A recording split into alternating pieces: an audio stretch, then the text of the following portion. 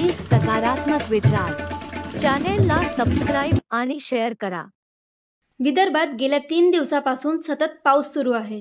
अमरावती विभागात मोठ्या प्रमाणात पाऊस असल्यामुळे कालच्या पावसामुळे तिवसा तालुक्यात अतिवृष्टी नोंदवण्यात आली। तिवसा तालुक्यातील मोझरी, वरहा, माळेगाव, शिरसगाव मोझरी, गुरुदेव मोझरी, शेंदोळा खुर्द, शिवणगाव, फतेपूर, धोत्रा, सालोरा, अंकणवाडी, मालधूर, रघुनाथपूर, शेंदोळा धसकट या गावांमध्ये ढगफुटीसह सदृश्य पावसामुळे नदी नाल्यांना मोठ्या प्रमाणात पूर आला होता। त्यामुळे शेतकऱ्यांच्या शेतातील सोयाबीन, कपास, तूर ही पिके अक्षरशः शेतातून मातीसोबत वाहून गेली। पावसामुळे शेतकऱ्यांच्या शेतातील विहिरी खचल्यामुळे त्यांच्यावर दुहेरी संकट आलं आहे। अशातच शेतकऱ्यांच्या हातातोंडाशी आलेला घास या पावसाने हिसकावून घेतला आहे। यासाठी शासनाने शेतकऱ्यांना सरसकट भरघोस मदत द्यावी याची दखल घेत शासनाकडून सर्व शेतकऱ्यांना सरसकट भरघोस मदत देण्यात यावी या विनंतीचे निवेदन आज युवक काँग्रेसचे कार्याध्यक्ष जसवीर ठाकूर यांच्या वतीने तिवसा येथे तहसीलदार यांना देण्यात आले। मी आशिष बायस्कर, मौजा रघुनाथपूर येथील शेतकरी असून आमच्या गावामध्ये एक छोटंसं पाझर तलावाचं काम अर्धवट झालेलं आहे।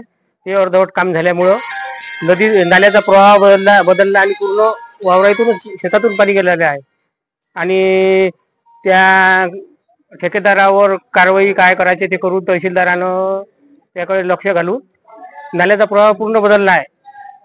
4-5 वर्षापासूनचे काम आहे ते रखडलेले पंचनामा करून करण्यात यावा तहसील मार्फत। 16 ऑगस्ट रोजी तिवसा तालुक्यातील मोझरी, माळेगाव, शिरसगाव, मोझरी, गुरुदेवनगर, शेंदोळा खुर्द, शिवणगाव, फतेपूर, धोत्रा, सालोरा, अंकणवाडी, मालधूर, रघुनाथपूर या गावातील शेतकऱ्यांना घेऊन आज आम्ही तहसील कार्यालयात आलो। कारण या भागात इतक्या मोठ्या प्रमाणात म्हणजे ढगफुटी सदृश्य पाऊस पडला। त्या पावसामुळे इतकं मोठं नुकसान शेतकऱ्याचं झालं का अक्षरशः त्या शेतातून सोयाबीन, तूर आणि पराठी हे पूर्णतः खरडून गेलेले आहे। त्याच्यामुळे शेतकऱ्याचं लाखो रुपयाचं नुकसान झालं। कारण का आता सोयाबीनला शेंगा येण्याचा टाइम आणि कपाशीला आता बोंडा येण्याचा टाइम सुरू झालेला आहे। या नुकसानीमुळे शेतकऱ्याचं एकदम म्हणजे पूर्णतः कमळला ओढलेलं आहे। आमची या शासनाला एकच विनंती आहे का या सर्व शेतकऱ्यांना हेक्टरी 50,000 रुपये मदत देण्यात यावी। आणि काय होऊन राहिलं, काही फक्त मोजक्याच शेतकऱ्यांचे सर्वे या पटवाऱ्यामार्फत सुरू असल्यामुळे त्यांना सुद्धा आमचा विरोध आहे। त्यांनी सर्व शेतकऱ्याचा सरसकट शेतकऱ्याचा सर्वे करावा आणि त्यांना मदत करावी।